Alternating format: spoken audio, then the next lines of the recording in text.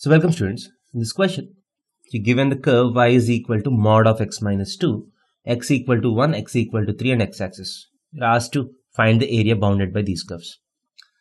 So now if you draw the graphs of this, y is equal to mod x minus 2 is nothing but y is equal to mod x transformed forward by 2 units. So this is the curve y is equal to mod of x minus 2. And x equal to 1 is a vertical line, x is equal to 3 is a vertical line, and x-axis. You're asked to find effectively this area. So as you can see very clearly, this area is a combination of two triangles. So let us find the area of these triangles.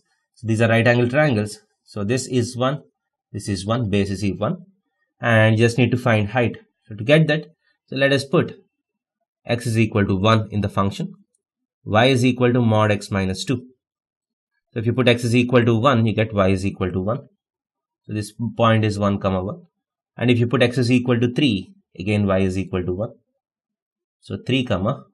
That means the height is 1. The height is also equal to 1. So area is equal to half times 1 into 1 plus again half times 1 into 1. That is equal to 1 unit. So the total area is 1 unit. That's the answer to this question. Thank you.